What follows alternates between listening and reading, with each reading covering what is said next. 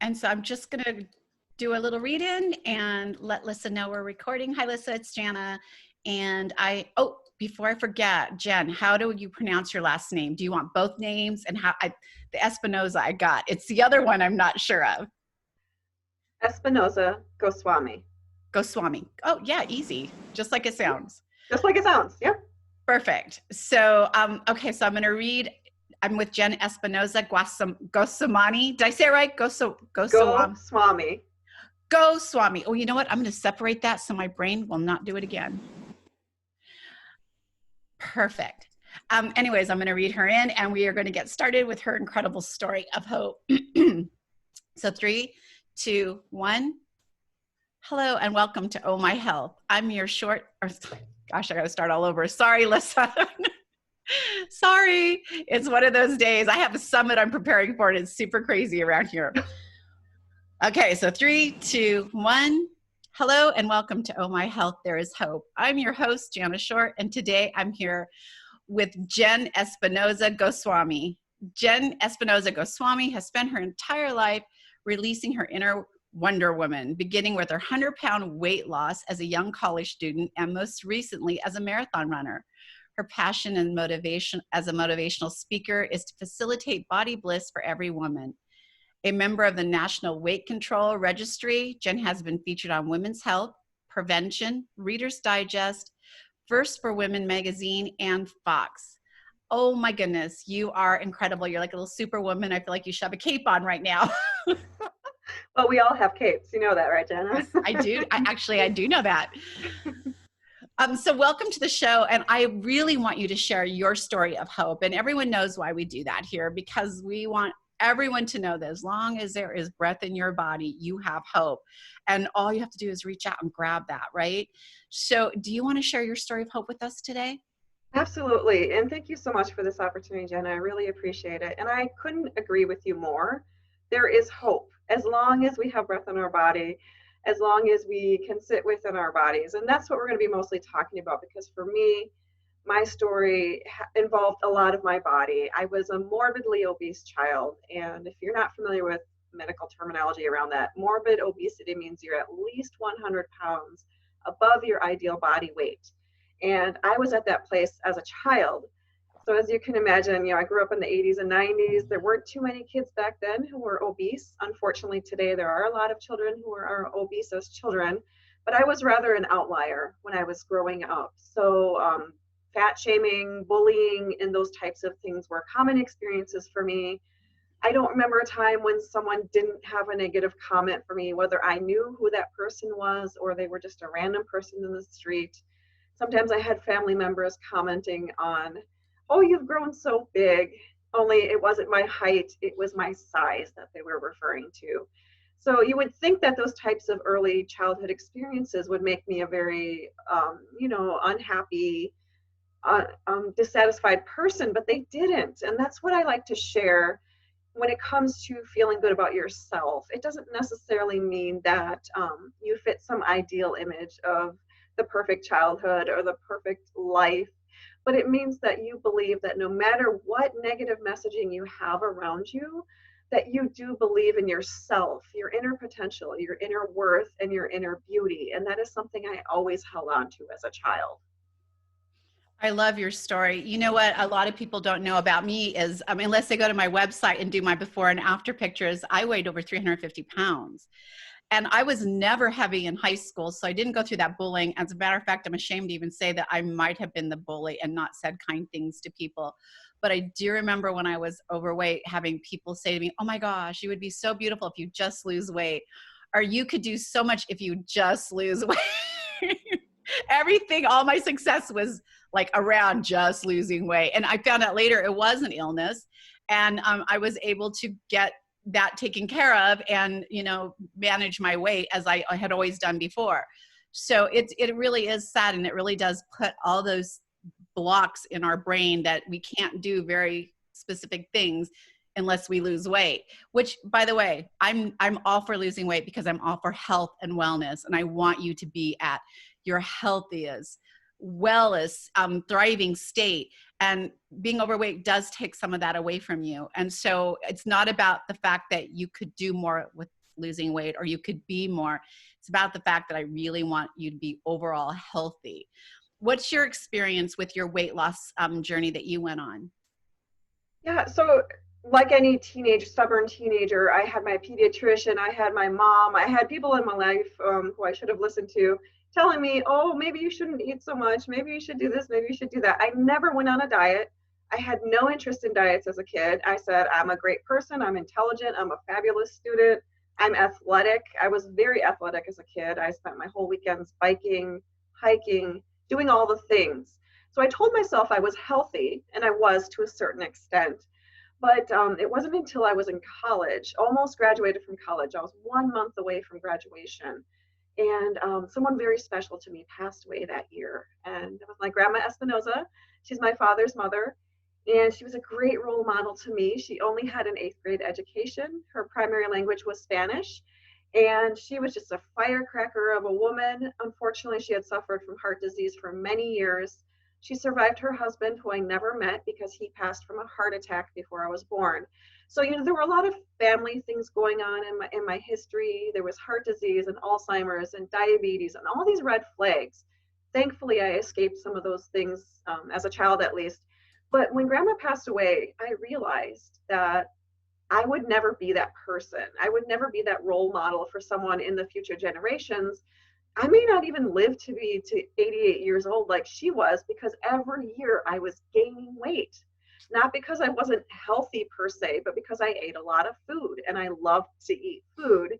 Unfortunately, a lot of the wrong kinds of foods for myself. And I said, well, what happens from here? 20 years from now, where will I be if I continue on the same path? I didn't like what I saw. So I said, okay, this is it. I've got to do something. And then the big question came, well, what do I do? I've never dieted. I have no idea. I have no money. And I decided that I wasn't going to tell anyone in my family that I was going to start this weight loss journey, because I didn't want that pressure of telling other people and expecting certain things, them expecting certain things from me. So I took a piece of paper, I took a pen, and I said, well, I got to figure out what I can do. And what I can do is pay attention. What is it I'm doing right now? And to some extent, we have an awareness around our habits, right? We know if we're overeating. We know if we're drinking too much alcohol. We have an idea if we should be exercising more. But until we note down those things and make them concrete and tangible, we don't really know to what extent we're indulging in these activities. And I can say that I was eating upwards of 4,000 calories a day, which clearly was not what my body needed from me. And it wasn't until I wrote it down that I could face the truth of what my current habits looked like. So I said, okay, that's not acceptable. I can change some things here.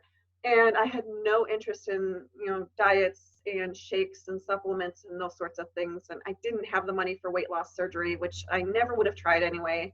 I prefer a more natural approach. So I said, well, okay, I need to eat less calories and I need to eat healthier. Having a troubled relationship with fruits and vegetables, I said, well, I don't want to eat salad all day. I was very clear on my guidelines and my restrictions on myself. I said, no, I know that's not going to succeed. It's not a lifelong thing I can keep up if I start eating salad all day, because I'm going to get hungry and I'm going to give up. So I said, what I could do is add more of the foods that I love to eat that are just naturally healthy for me. And some of those foods included more fiber in the form of whole grains. I was big into the whole grain foods, even before ancient grains came around.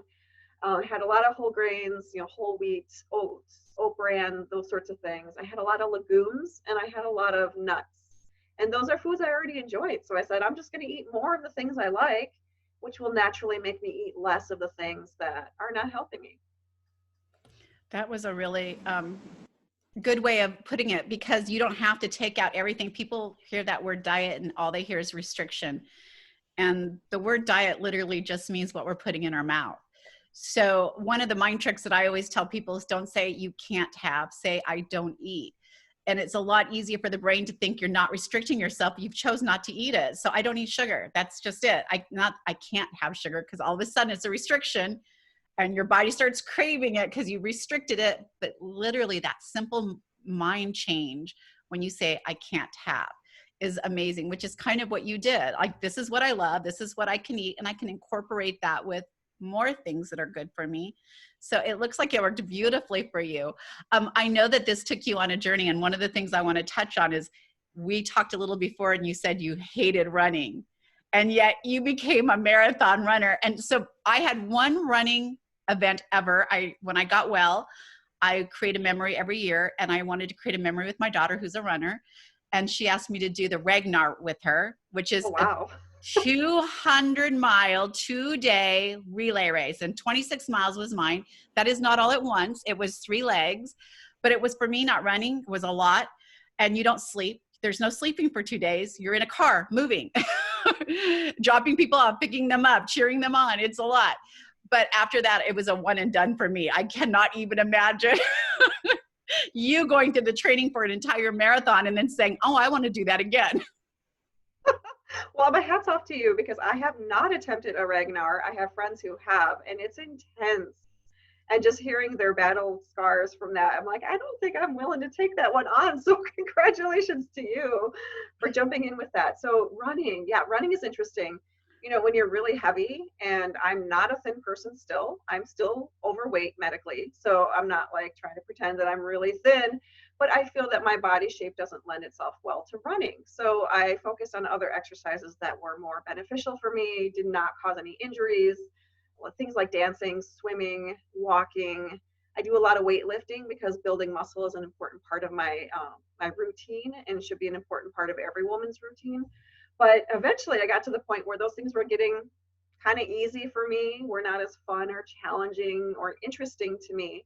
And in order for you to excel continuously in any exercise, you have to up the ante, because your body gets used to it. And that I reached that point a couple of years ago. I was working with this exercise group locally. They're called Fit for Mom. There's one in California. That's where they're based out of. But I just love this group I've been working out with. And they started a run club. And the leader of the coach of this run club had a really impressive resume. And I had worked out with her before. So I knew her expertise was solid. And she said, hey, I'm drawing up some plans now. If you're interested, let me know. I have a marathon training plan. I have a 5K. I have all these plans. And I paused, because when she said marathon, I'm like, And and I, like, my brain started moving really fast. And I said, okay, well, I'm not going to jump in right now. I'm going to give myself 24 hours. I like to give myself time and space to think about things before I jump into crazy things. So I said, okay, 24 hours. If this thought will still not leave my mind, I'm going to have to do it. That's kind of the goal I set for myself. 24 hours later, I had to do it. I signed up. I got my training plan, and I was off to the races. Literally, it was not an easy thing. And to be honest, it wasn't a full marathon. So it wasn't 26.2 miles. It was a half marathon. But that itself was challenging enough for me, because prior to that, I had run maybe 1 mile continuously ever in my life. Like, I was not a runner. I never had interest in it. So learning how to ramp up my mileage over time, I gave myself 6 months to train for it, which was plenty of time. It didn't feel like plenty of time.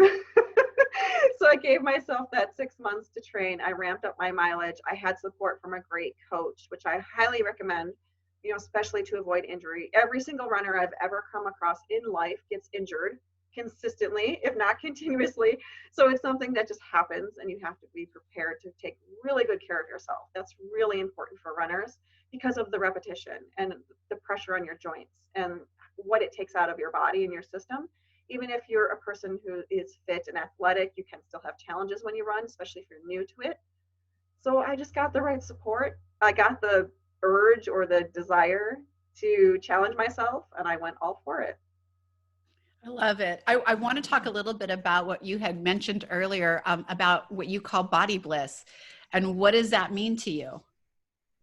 I like to say body bliss instead of weight loss, for several reasons. So yes, I did lose 100 pounds back when I was 20 years old, which was 20 years ago. So I've been able to maintain that loss, which is important, but it's not all of who I am. Our weight never is all of who we are. So I like to talk about body bliss instead, because I know a lot of people who are thin who don't like themselves or don't like something about their body or are very critical of themselves or have all this negative self-talk. I also know people who've lost weight who feel amazing. I know people who haven't lost weight who are in the body positive movement and feel amazing about themselves.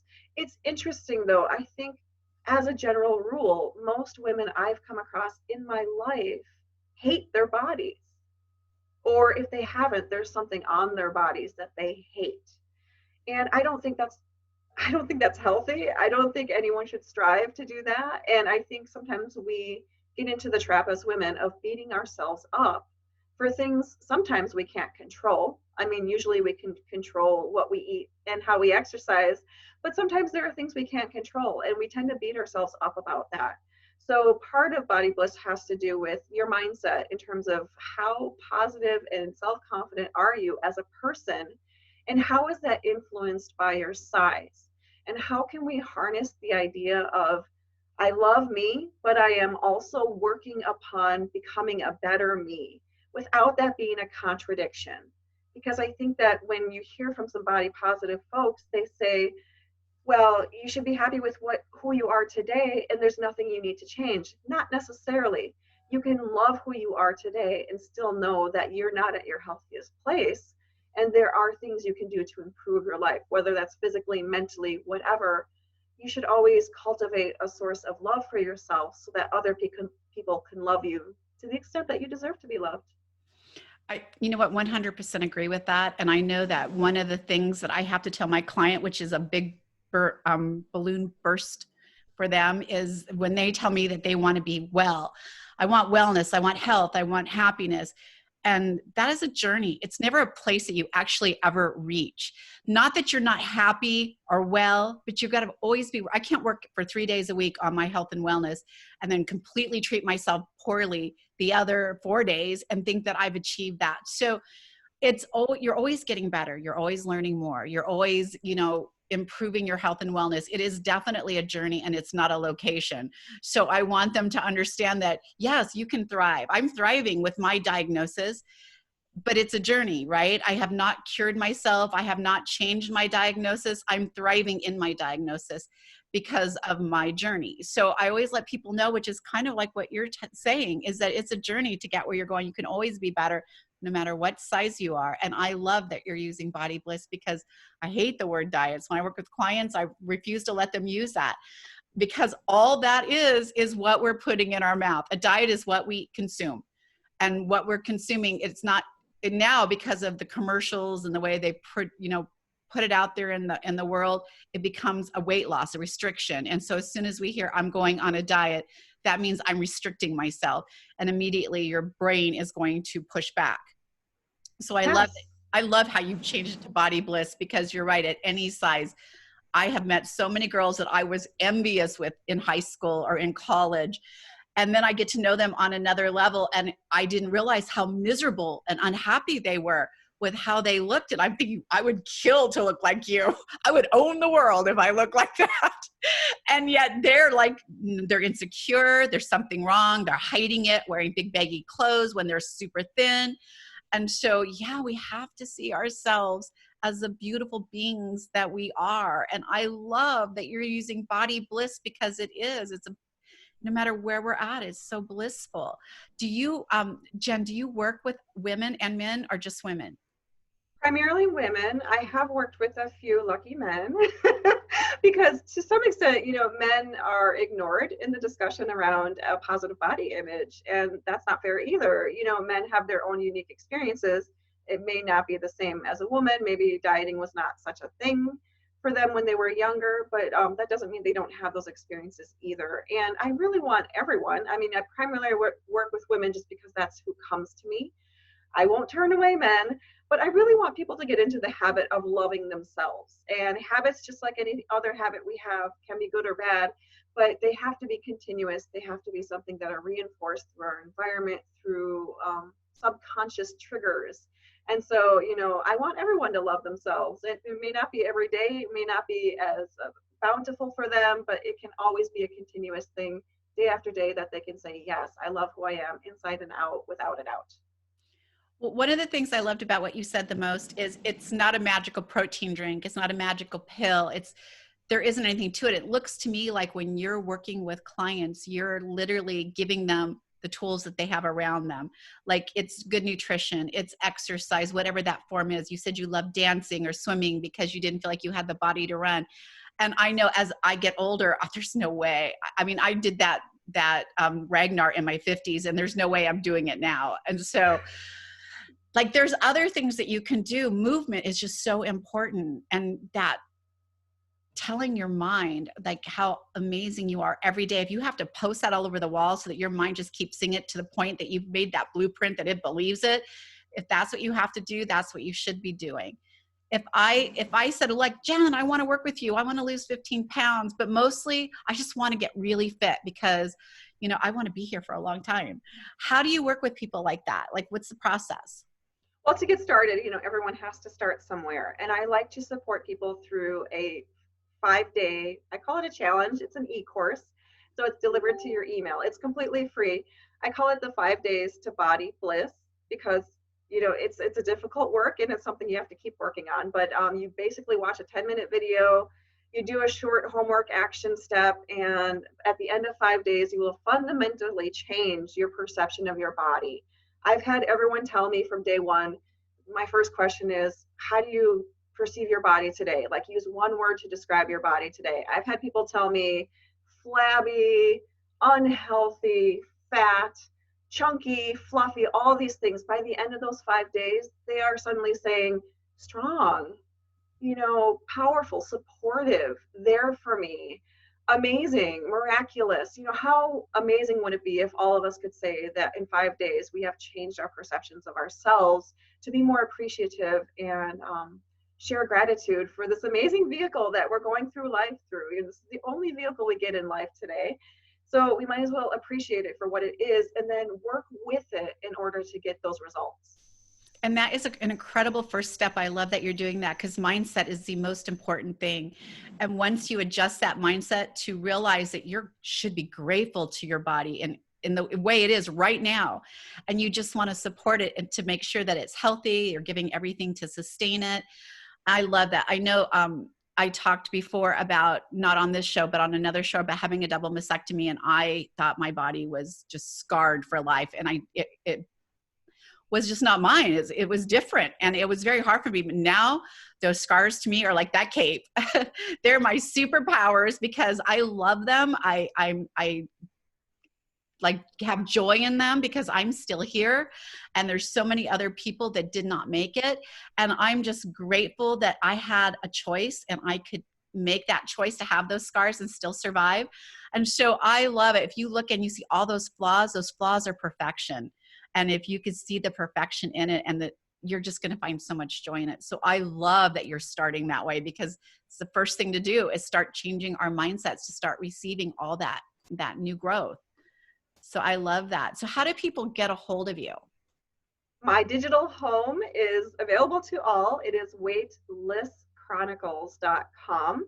I'm also on all the social media, which you can find me on via my website. But I encourage everyone to, especially if you have scars. I'm glad you brought that up, Jana, because a lot of us have scars.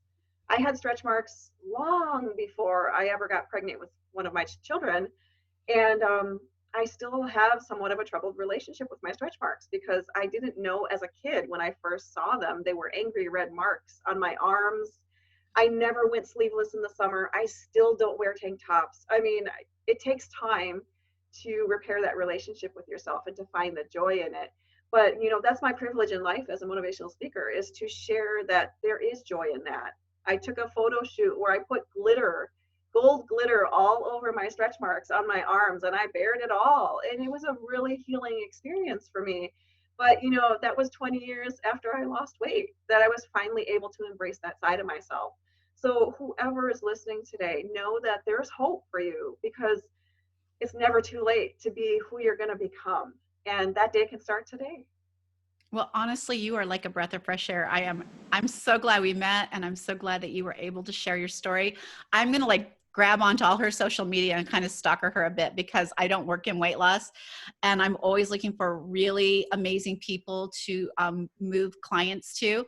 And so I would definitely recommend her, because I'm all about it being a whole body movement, and starting in the mind and then spreading out to loving your body. And when that happens, change occurs. It's crazy.